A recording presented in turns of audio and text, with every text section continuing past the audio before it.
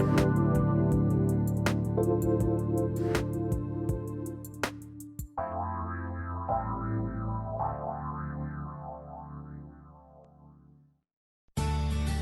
ready to challenge conventional beliefs about what's possible in creating health, wealth, and happiness. You are listening to Playing on the Edge Radio with Megan Edge. This hit show is providing you with ways of sustaining radical and powerful changes in your life. It is time to open and expand your awareness, accelerate your well-being as Megan shares wisdom, teachings, and experience from a lifelong journey of the heart. Enact the power of radical change with ease and lift your desires to a new perspective. Now, here's Playing on the Edge Radio.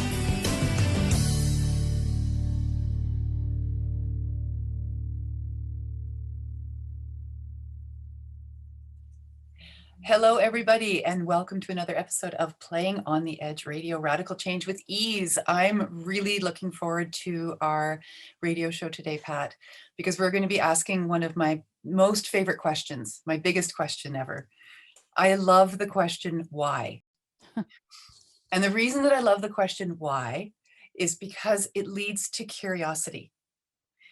And curiosity is, I think, one of the most important and amazing aspects of humanity. I think it's something that separates us from many other species on the planet in that we can get curious and that curiosity will take us places. And that's part of what we're going to be talking about today. So I'm really excited for us to have our show today. Yeah, and I think part of this too is to really peel back the many layers of why. Mm-hmm. You know, there's the why you just described, which is the why of curiosity. You know, I mean, you've raised a few children, and there's that childlike curiosity. Why is the sky blue? Right? Yes. And so we're going to talk about not only the curiosity and intuitive nature of that 3-letter word, but the conversation about why that isn't about curiosity.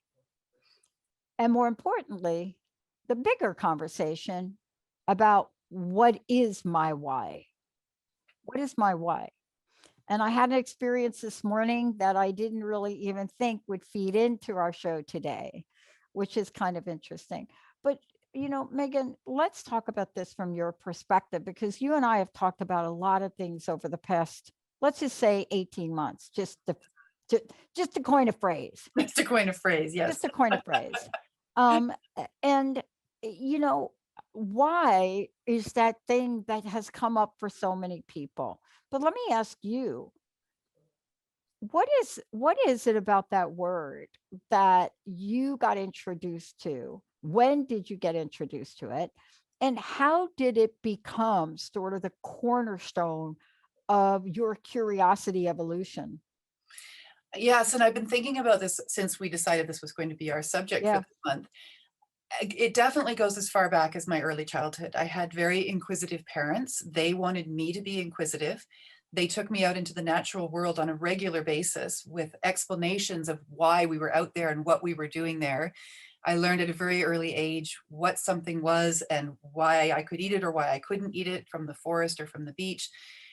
And my father being a journalist and a publisher of newspapers, my mother being very, very curious and very bright, there was constant conversation. So the question of why was something that we discussed all the time, regardless of what it was, whether it was something we'd seen on the news that evening or that day, or something that had happened at school, or just, it was just always, we were always curious. We were a very curious family.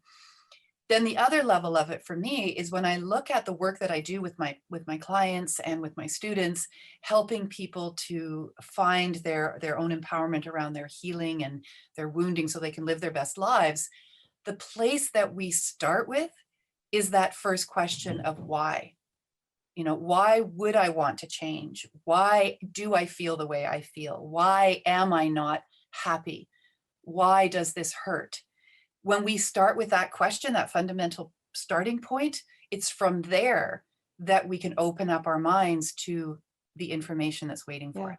I think there is a trilogy, the most empowering. once upon a time, who knows when, who knows what workshop. If you have a 25-year corporate career and then you become a corporate consultant for 10, who knows where you make this stuff up. But one of the things I had scribbled on a piece of paper a long time ago, and I don't know if I was mocking the training but I love Venn diagrams, Megan. I love them. I don't know why I love them. I love them because they always look like they have three parts. A Venn always looks like it has three, but it never does. You see, because the minute that you put three circles on a piece of paper and make them concentric, make them equally overlapping, I don't care how equally you do them, there's always one thing in common. There's always a center point where each of them beautifully, equally exist. And I remember this conversation once, and it was about why. And I remember one of my mentors saying to me, no way are you going to use why without two other words. And I said, like, what two other words? Why is like the biggest word on the planet. There's no bigger word than why. And she said, you could stay in your why, but without the what and the when, you will stay in a place of exploration and cease to exist. Now, that is some strong mentor language. This is the same mentor that said to me one day, I shared this on, said, oh my God, Pat, you are the fastest runner I've ever met. Now, I have to tell you, I am not a fast runner. This had to be a joke. Everybody knows that I have to hit the softball really far. You know why? Because it takes me 5 times longer to get first base. But I'm close to the ground. That's why I make a great shortstop. She says, oh my God, you're like the fastest runner in the world. My God, I've never seen anybody run faster than you. And I just looked at her and she says, you know, you're the fastest runner I've ever seen run in place. Nobody else runs faster than you in place. Nobody. It took me 3 minutes to realize what that meant. But isn't that part of what could be both the beauty, the benevolence, and the butt of why?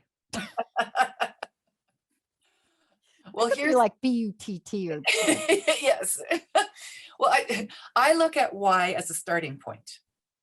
And one of the things that I've noticed over the last 18 months is that there are a lot of people who are not asking why. Yeah. There are a lot of people who are saying, how high do you want me to jump? And not critically thinking. It feels to me like critical thinking has gone out the window since day one. And I find it, quite frankly, shocking when I look around me at people who I had assumed or thought I knew were critical thinkers before all this started happening 18 months ago, and who are not, at least not under these circumstances. And what I see happening is that fear shuts down critical thinking. And when you talk about, okay, there's the why, and then what about those other 2 words? There's actually 5 questions that are central to critical thinking, which is where, when, what, why, who, or how. Maybe there's 6. And how. Right. And how, yeah. How, what, where, when, why. These questions are they're so elementary to the evolution of thought, to the ability to invent, to the ability to evolve, to really question the things that are happening around us. And not everybody is comfortable questioning the controlled narrative. Not everybody is comfortable questioning the way that things are being done. And it's because of that discomfort in asking those questions that leadership is often able to be in a very control way when people don't ask questions. And so what I'm also seeing happening is that there's a discouragement to ask questions, right? There's not a lot of leadership right now that's encouraging the population to question the things that are happening around us right now. And that's a huge concern for me. Yeah. I want to talk about this notion of why. And there are times for why. And there are times not for why. Mhm. When you are seeing your child trapped in a car, and that's not the time to ask why. Your child is trapped behind the wheel of a car, and the only thing you could think of is, I need to get her out. Mhm. And I think this is really the difficulty for people. We're all different. We all function differently. You know, I can contemplate my navel for days on end and not realize I haven't eaten. Mhm. And I've had to learn a couple of things. There's some things I've had to learn. And I remember that when we enter the realm of situations that are personally complex to us, Mhm. and we don't question, or we don't stop, or we don't ... it could become a problem. And you know what I think about? I think about these times in history, and we'll talk about this, Mhm. when rubber stamping bad behavior got so far out of realm that half of the planet was convinced that it was the right thing to do. And we can point to times in history over and over and over again. Mhm. Now, you and I have been on the side of raising awareness about why. Mhm. And today's show is to really bring the sexy back to why, isn't it? I love that. Let's make why sexy again. Let's make critical thinking sexy again. That could be a stretch. Well, it is something that I think is taught, being able to think critically, to ask intelligent questions, not just to blindly dismiss everything from the place of why, but to really think with discernment, what needs to be questioned. I think that that's something that we learn as really young children, and we learn that when we start asking why, which most children do as soon as they can talk, if not even sooner than that, by pointing at things, because we're innately curious. And little children are trying to understand their surroundings, and so they do that by questioning everything. Yeah. But Yeah. how is that received in the family of origin? If the parent has the patience to answer the question why with an explanation, or, well, what do you think, or why do you think it happens, to engage the child, then that child is going to grow up to be an adult Yeah. who is constantly thinking critically. Yes. And here's something we do learn as children. Let's throw this out there before we go to break. What we learned something interesting as children. We learned that sometimes we ask a why and we really want an answer. But we Mhm. also learned something else in asking why. What we learn as kids in asking why is that we really don't want to know why you don't want me to have that cookie. We really don't want me to know why. But if I keep whying you to death, I've learned a trick. A, I'm going to get the cookie. And B, now I've learned a really cool tool to Mhm. figure out how to get stuff I want. And we've seen both of those versions in the past 18 months. We've seen both of those versions used. Mhm. We've seen one of them used to manipulate and manage people, and convince people of things that they wouldn't ordinarily even contemplate. Mhm. We've seen that in the why. Definitely. And yet, the most graphic commercials about don't smoke can't get people not to smoke. When Isn't we it come funny? back, I mean, you've seen them, I've seen them. Oh, yeah. What about encouraging curiosity? Mhm. Where is it appropriate? How do you learn the art of it?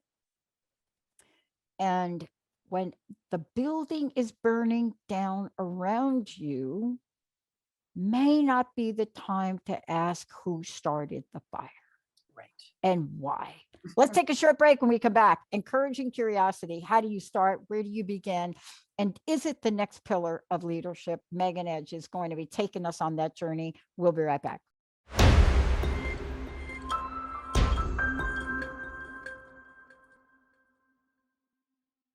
Hey, everybody, welcome back. A very, very important show for both Megan Edge and me, Dr. Pat. We're look, this is Playing on the Edge radio with Megan Edge, Radical Change with These. Today, Megan is taking on the topic of On the Edge of the Big Why, a case for curiosity. Before we kind of roll, Megan, a couple things. You know, I know that you have done so much work, whether it's master healer, teacher, radio host, speaker, writer, author of The Heart's Journey. You know, there are a lot of things now that I'm sure you're looking at and opening up and saying, wow, we've got a big job to do. What are the many ways people can find out about you and work with you? There's lots of different places online where people can find me. They can certainly visit me at my website, which is meganedge.ca, and there's lots of things, lots of resources on the website, lots of ways to work with me, whether it's in person these days now, thank goodness, or online. I'm happy to do either. You can also find me on our YouTube channel at Megan Edge Healing. We've got hundreds, literally hundreds of videos, including all of our radio shows. So lots of resources to see who I am and how I do the work that I do. You can find me on Facebook, Instagram, LinkedIn. I think I have a Twitter account. So I'm all over the place. You can just, if you look up Megan Edge Healing, that's where you're going to find me. Let's talk about this curiosity of why. And there truly is a curiosity. I mean, there's so many different versions of this we could talk about. I just left a fabulous session today. Took a little bit longer than I thought. And I don't know why it is. I don't know why the revelations come at the last minute when you're working with energy work, right? Yep, But they you do. work, but they do, don't they? They do. That's right. That's why my sessions are 90 minutes now instead of an hour. So we've got that half hour to work with what we've dug up at the 60-minute mark. You know, the question of why came up, and I want to talk about this. And please, if you could take the lead on encouraging curiosity. I made a statement. I think there are times where encouraging curiosity is absolutely essential, and there are times that it's not. And these are two things that really get confusing for people. But let's talk about the first, the one where we need to bring the sexy back to critical thinking here. I mean, Einstein was sexy. It's without critical thinking and without curiosity, we would not have evolved as a species. We would still be picking fleas off each other, sitting around the savannah at the edge of the forest. Honestly, if we hadn't somehow in our brains evolved an area that is that critical thinking area, that is that curiosity area, that the why is this happening, the how is this happening, or the how can I do this once I understand the question of the why. Every major advancement in human history, in human evolution, every invention that's ever been created came from a place of curiosity and imagination. It came from somebody saying, why am I doing it like this? Could I do it better? Is there a different way of doing it? That kind of questioning is what creates leaps and bounds of evolution for us. And we can look back historically and we can see those places where suddenly tool making went from a stick being poked into an anthill and the ants sticking to it and licking the stick to creating a shovel. And we can watch how our civilizations advanced through stages of curiosity. And then we can also see where there's been stagnation. And that's not necessarily a bad thing. You could spend 100,000 years just with one shovel. But at a certain point, somebody's brain is going to work a little bit differently and is going to start asking that question, why?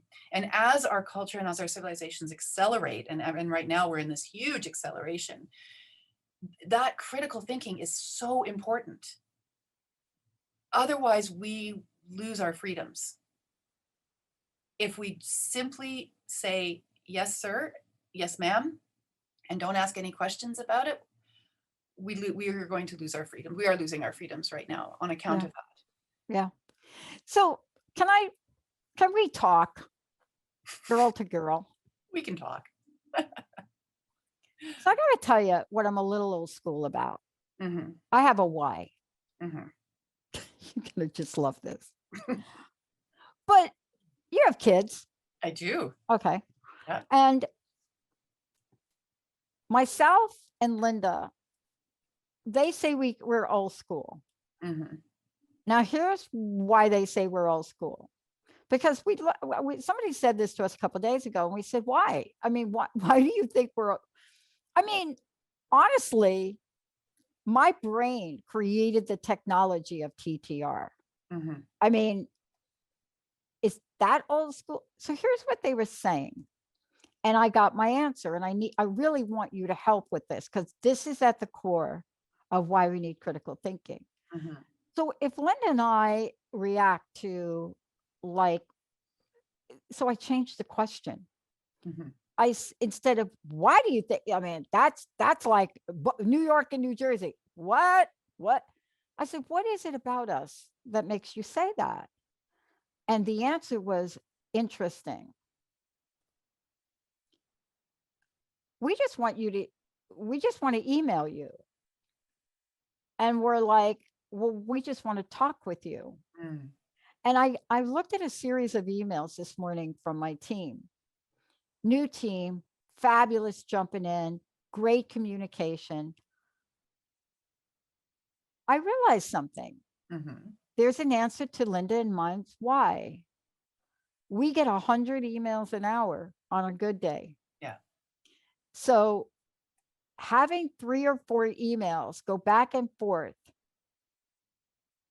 answering a question about why Facebook didn't post a show, it makes me want to really just rip my eyeballs out. When honestly, if you pick up the phone and call the host and say, this is what it is. Mm-hmm.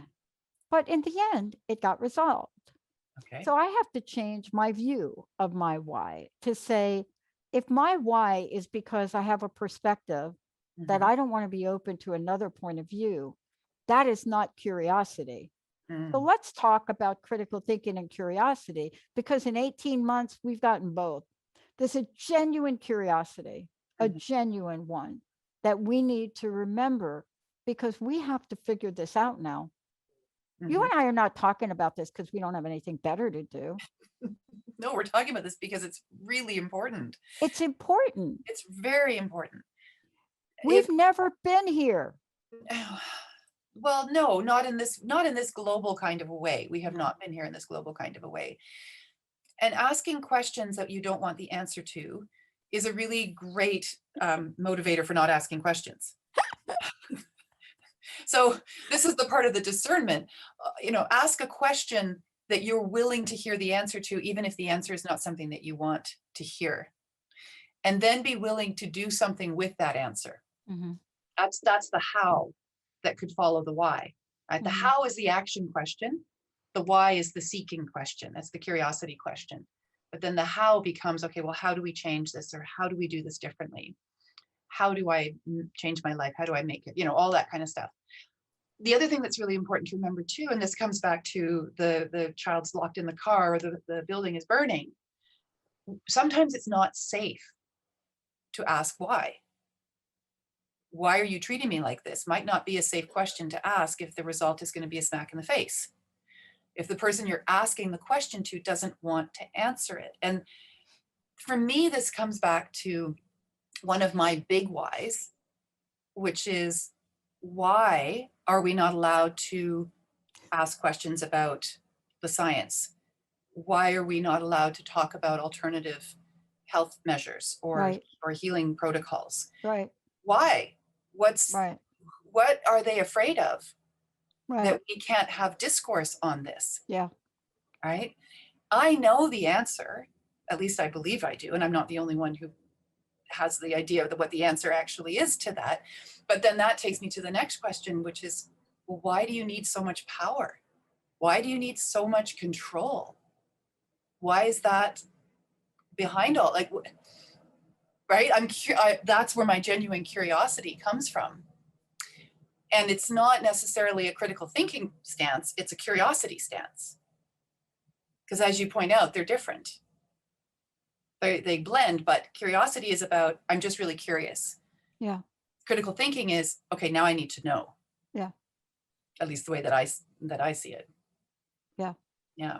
Well, what we're learning about is information control by private companies. Mm-hmm. We're also learning about information control by not private companies, but are funded by private companies and or government, better known as nonprofits. Mhm. And then we're really looking at companies that are private companies, but stock-owned companies where they have to be worried about it. And then there's us. And there- And this is an interesting question because why comes up around our infrastructure. And as we get ready to grow and expand, and you talk to different people about your financial model or your corporate model or what you are, there's always the ideal or optimum infrastructure for you. There's the one that says, well, if you go public, dot, dot, dot, dot, dot. So, as I looked at these, I really had to ask, well, what is my why? Mhm. What is my why around the transformation network? Is my why to be fully funded stock-owned company, or is it been like it was from 18 years ago? And that is to provide a forum for honest, open communications about what is on people's minds and in their hearts. Mhm. See, now, the minute I distribute to a private company, then I've got to follow their why. Yeah. But see, we're independent. Mhm. We really don't have to do that. But this is really where we have to think about what is our own why. Mhm. Am I going to not be allowed, Megan, Mhm. when we start Lime Talk Radio again and we start to talk about, hello, folks, the largest epidemic that we've ever had, 350,000 cases a year, cumulative every year, and no cure Mhm. and no vaccine or Mhm. no recognition of it, what's going to happen if I bring a naturopath on? Yeah. What's going to happen? Yeah. What is going to happen? Will they be allowed? Question is, why is it going to happen, Megan? Uh-huh. Yes. Why? Let's skip the break because I want to really dig into this. Yeah. I've heard a lot of things in my life. I've Mhm. said a lot of things in my life. I have a lot of training. Corporate executive, CEO. Damn, I've even been in a video with John Legend. Well done. Jessica got a bigger part than me, but I got over it. But I'm starting to really look at what you all want, you all Mhm. want, and our audience wants. Mhm. And I had to tell, two things happened today. I had to go back to two of my financial people and say, I'm not doing that. Mhm. And they said, well, you better have another thing. And I said, we're going to do crowdfunding. We're going to declare ourselves an independent network. We're going to make a commitment to stay that way. We're going to talk about the technology we're developing, and we're going to ask people to contribute to that value system. Mhm. And they said, nobody will ever donate. And I said, why do you think that? Why not? but Why not? but but do you see we're Yeah. being faced with, and can you talk to this from your perspective? Mhm. It just doesn't feel good to lose our freedom of speech. Please. No. Why aren't more people asking why? I believe a lot of people are asking why. I believe that there are millions and millions of people across the planet right now that are asking the big why. And they have a voice. They've had to take their voice off mainstream media.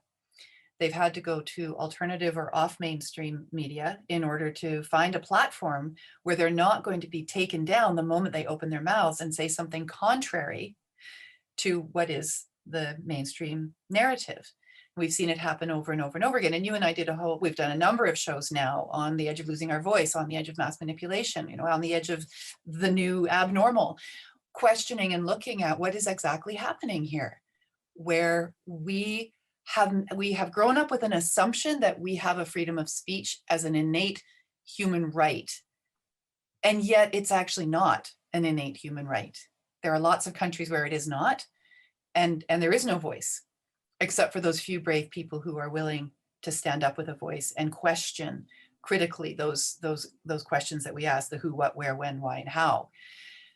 Those are the people who are able to make a difference in a way that is, I believe, absolutely fundamental to whatever the next stage is for our species globally, for each country, for each community, for each family, and for each individual. Even in the most totalitarian regime, there is always someone who is willing to take the risk, to stand up and say something, and gather to themselves and around themselves other people who are encouraged by their actions to do the same thing. And that's what changes history, right? It's that ability to say, wait a minute, this doesn't feel right. This is not okay. And we need to do something about it. Yeah. Yeah. I'm faced as somebody that is a service provider, and so are you, Megan. Mhm. You know, we are service providers. I've said this, we have the best viewing and listening audience on the planet. There's none better. They have told me at various points in 18 years when they've loved what I was doing, and they've said to me at times, oopsie, we don't really want you doing that. Mm. Right. And I've had to take my show, a different form of my show, elsewhere. But this is really about the creative aspect of why, but the empowering aspect of why. Yes, absolutely. When you are faced, this is my question to you. Mm-hmm. This is the child question, but this is the way we're being responded to as adults now, but it's a child thing. When a child gets you to the point of 100 different whys about the cookie, and you realize you've tried to rationalize with somebody that just wants something, yes, you go to the old standby because. And that's yes. what we've been getting. Because. See, there's no other rational, la, la, la, la, la, la. It's you. No, don't ask why about that, Megan. Pat, don't you ask why about that. Don't ask why about that. Look at just because. And if you don't do the because, you can't participate. Yeah, so what we're hearing from the mainstream is because I said so. And yes, that's a huge because though, right? That's because I said so. Why? Because I said so. That's a huge trigger. If you as a child had a parent or other adults in your life who never answered your question, but instead shut you down with because I said so, after a while, you're going to stop questioning. You're going to stop asking questions. It's not going to feel safe to do it. And you're not going to learn how to ask questions in a critical kind of a way. What I'm seeing around the world, and what I'm seeing just even in my own communities, is that many people are not satisfied with it because I told you so. And so they're looking for answers elsewhere, because what they've learned is that leadership is unwilling to engage in conversation and is unwilling to allow any other rhetoric.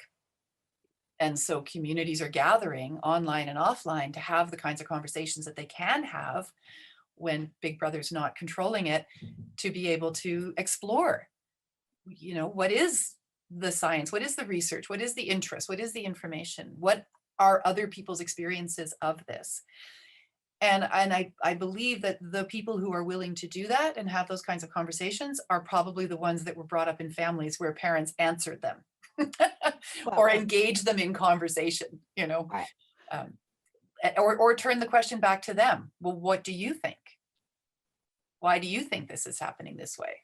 May I get to the heart of what we're talking about by quoting from Johns Hopkins. today. Okay. May I? You may. You have permission. I'm reading from Johns Hopkins Bloomberg School of Public Health for those of you that are listening. So this is not an opinion statement. But many weeks ago, Megan and I attempted to talk about the COVID-19 boosters. That show never really made it anywhere. We never did play it, but we asked a lot of questions about it. We asked the whys, the impacts, the uncertainties, the roles of vaccines. So please, if you are one of those private networks and you're wondering if I am talking about something that's medically written, it is. And I will give you the exact article which it's from. It is from Johns Hopkins Bloomberg School of Public Health. It just came out this morning. And the question is COVID-19 boosters, what are they? Do we need them? And what the article says in a joint statement last night by the CDC and the FDA, in this language, it says they pumped the brakes on the notion that booster shots will be needed in the United States to protect fully vaccinated individuals of SARS-CoV-2. Now, why am I even saying that? Because several months ago, Megan and I, and Megan, myself, Dr. Ronnie, Dr. Darvish, I don't even want to mention names, we asked the why question. And you all never heard that show. It got pulled along with a couple of our other hosts. And by the way, an entire network we're on. So this is an article that answers that question. Mm-hmm. But we wanted a why. So perhaps our why was premature. I want to go to that for a minute. Oh, interesting. The premature why. Mm-hmm. The why that comes out of visionaries that truly explore, like the why that Arno Penzias had about the Big Bang, asking the why question. Ultimately, he did prove it. But if we can't ask the why question, what is the questions that we can ask, Megan? Help me. I would love it if we could always ask the questions that made other people slightly uncomfortable from where we sit. Because I love the idea of challenging someone's set belief if what I see them believing isn't good for them. And I say that from the perspective of a therapist and a counselor. You know, if one of my one of my clients is sitting in my office and she's telling me a story that I know isn't good for her, my job is to challenge her on that story. My job is to say, are you sure that you're not good enough? Why are you saying that? You know, where is that coming from? How did you learn that? It's to challenge that. So when you ask the question, and maybe we asked why at the wrong time, I don't think so. I think we asked why at perfectly the right time. I think the people on the other end of the question weren't ready or prepared to acknowledge that we could see through what was happening. Yeah. You know, this is really tied into, and can we just jump to this part of the show where I want to talk with you about this notion of when it isn't safe to ask why. Mm-hmm. And I gave you an example. I mean, clearly, if your child is in a burning car, to stop and ask, why is the car burning, and not pulling your child out, I'm not sure that doesn't make sense right there. Mm-hmm. Okay. Mm-hmm. It doesn't mean that as a mother, you don't find out what happened to that car. I mean, honestly, we have more organizations created by moms mm-hmm. that came from point of crisis. But can we talk about the healthy version of why? Why is it healthy for us to even contemplating in our minds? Because if more people would have asked why, Hitler wouldn't have killed millions of Jews. I'm pretty sure of that. Mm-hmm. I'm pretty sure. But even so, what can we do to encourage people today to not give up their why? Even if your friends and family get afraid for you, mm-hmm. even if you have a network that might be censored, tell us about that. So the question is, when is it not safe, and what do we do if it's not safe? And, you know, how do we hold on to the courage to hold on to our why in the face of everybody telling us you can't ask your why? Mm-hmm. one of the first things I think is really important is that you find like-minded people that you can Mm, surround yourself with who yeah. are also curious and are willing to ask the question, why? So that you're not alone. You know, when we were talking about mass manipulation in our last show, it is easy when you isolate people from one another to then be able to convince them of things that they're not going to necessarily question if they don't have anyone else around them to help them with that question, right? So it's important to have people around you. I've created a number of small communities, 10 or 12 people, and we get together and we talk about all this stuff in a safe place where we can ask questions and we can share research and we can do things like that. So that's one of the things that I've done to help me feel that I can continue to ask my why, and that it'll be okay to do that. And then, I mean, the truth of it is, if you want to go back to someplace like Nazi Germany, at a certain point, it wasn't safe to ask why. No, it was not. Because if you asked why, what happened to my neighbor, why did my Jewish Oh, neighbor get taken away, then you're next. And so you learn to not ask questions in order to keep your family safe. And you do that for as long as you have to, until something changes, and something always does, that liberates your ability to ask why. So I want to be really clear that if you're in a situation where it's not okay to ask why, it's not safe, right. then don't ask why just yet. But know that when you are then hopefully once again in a safe situation, the asking of the why is what's going to lead to the change that you are wanting. It's going to lead to the healing that you are needing. And you know, as a collective of these last 18 months and however long this is going to continue to go on for, there's a lot of healing that's required and that's going to be required as people start to step away from the fear and open up to the, wait a minute, you know, when I really think about it, why did it happen like that? And the why often leads to the rug being pulled out from underneath you. And that can be disconcerting. And so again, that's where it's so important to have support, have like-minded people, have community around you. And you know, honestly, Pat, I would say that on either side of whatever divide has been created for us over these last Exactly. months, it isn't just the critical thinkers who are questioning why from a place of this doesn't make sense to me. It's also for the people on the other side of that who have decided this does make perfect sense. Exactly. Right. And they're asking, why are you so upset about this? Why aren't Yeah. you just doing it? Why are you just doing what you're told to do and make it easier for everybody else? That why is as important. It's equally important to any of the other whys that we're asking. You know, I got asked the why question when back before vaccines, in the middle of this, I was asked the question, Pat, why are you adding an additional room on? We're in the middle of COVID. I mean, on the surface, when people see you do things like that, it just doesn't make sense. Why are you expanding your studio and office space? You know, that doesn't make sense. You know, COVID. And then they had a story. And I said, oh my gosh, my answer's easy. I have people that come in. I need to make it safe feeling for them to have enough distance between them and a place that they could eat lunch. I said, it has nothing to do with how I feel about the economy or COVID. Mm-hmm. You know, my why is people need to have a safe space.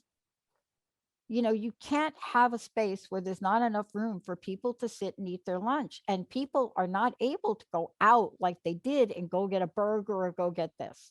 Mm-hmm. And the person looked at me, Megan, and said, oh. And I thought, it's so interesting how we live in our own world. Mm-hmm. And maybe if we explain things a little differently, or maybe if we try to see both sides. But I want to ask you in this question moving forward.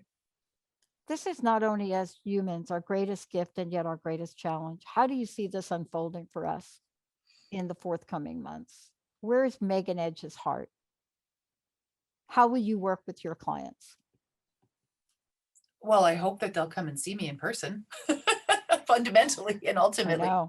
I have to, I mean, in all honesty, I actually resist and dig my heels into the idea of putting everything online and doing everything at this distance, because for me, that social is so important. this is where we have dialogue. This is where we have breakthroughs. This is where we have aha moments. And quite frankly, as a counselor, if I can't see my client's entire body language, I can't really connect with them fully in that full energy of their being, of the nuances of their facial expressions and the nuances of their body. Because I read that. That's part of how I do my work. And that's at a personal level. I want to be teaching my classes again in person. I love bringing people together and having that group energy and watching as we evolve in each other's energies and evolve through our own journey. That is not the same online. It's just not. Yeah. So I will fight tooth and nail to be able to do that. And to be honest, I have been doing it. Don't tell anyone all the way along, because I'm a little bit of a rebel safely, but again, because asking the why can't I be outside on my deck with 10 people outside in the summer with the sun shining? Show me the science that says I can't do that. So I have been doing it. That's for me at the personal level. But when you ask the question, where do I see this going over the next few months? People need help, Megan. That's my question. Yeah, I mean, you're probably like me. I get a call, minimally a call a day, a text a day. I work with women in recovery. I'm doing my best to be of service. The phone rings at 3 a.m. People need our help. And that's really, for me, I don't even ask why about any of that anymore. I try to figure out is there a new what? Is there a better how? And so I know that you're in the heart space to support your folks. Yeah, absolutely. And I love what you just said. There was a penny dropped there. Sometimes you don't ask why. Okay, so we already said you don't ask why if you have run into a burning building to save the cat or whatever it is you're saving. You just do it, right? You ask why afterwards. And it's a similar thing. It's I'm just doing it. This is what I have to do. I have to be of service. I need to be in the place of empowering, showing other people what's possible, empowering other people to see what's possible for themselves, to get them to ask the question why. I don't need to ask the question, why am I doing this? That's a no-brainer for me. I do want to encourage other people to find a safe place to ask their why, and we've talked about the big why. Why is all this happening? And honestly, I don't know. You are allowed to answer the question why with I don't know. I don't have all the information to be able to make that educated guess. But at a very personal level, it comes back down to, it's so important. What is your why? Why are you doing things the way you're doing things? Why are you accepting the things that you are accepting? Why is it okay? And why isn't it okay? Yeah. And I love this. Sometimes we just leave it alone. Yeah. Let me ask you this, because it ties back in, and I want to really bring it back to this, because you said it before. We got to bring critical thinking back. We got to enable critical thinking, even if we don't do it perfectly. We have to do it. But sometimes critical thinking needs to take a second step to leadership, to mentorship. Because see, you hold a deck of cards of wisdom around healing, right? I hold a deck of cards around how to run a network, what's important to train our new people about. This morning, I had a in-person session with Mary Jane Mack. And the revelations from that changed the landscape of what I'm going to talk to the team about at 3 today. What do we want to leave people with, Megan? Because why and courage sometimes are inseparable.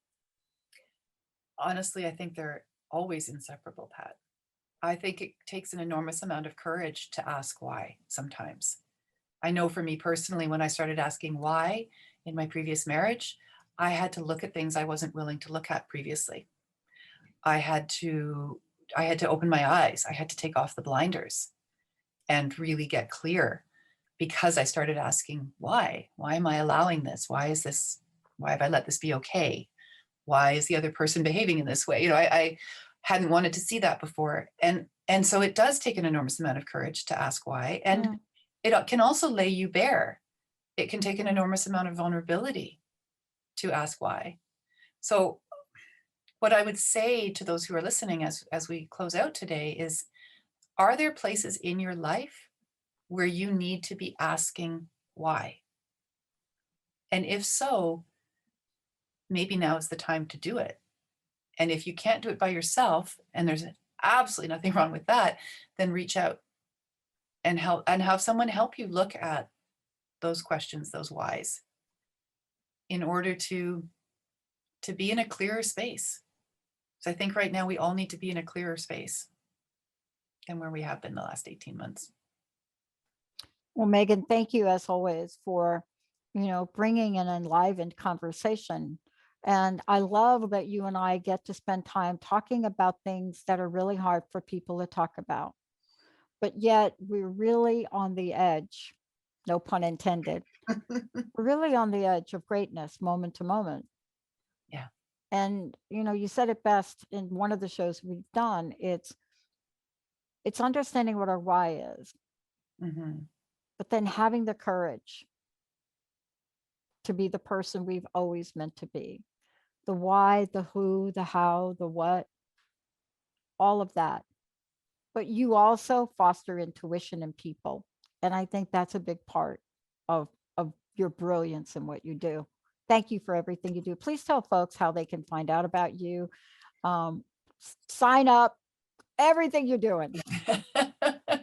Well, thank you, Pat, first of all, for those beautiful words.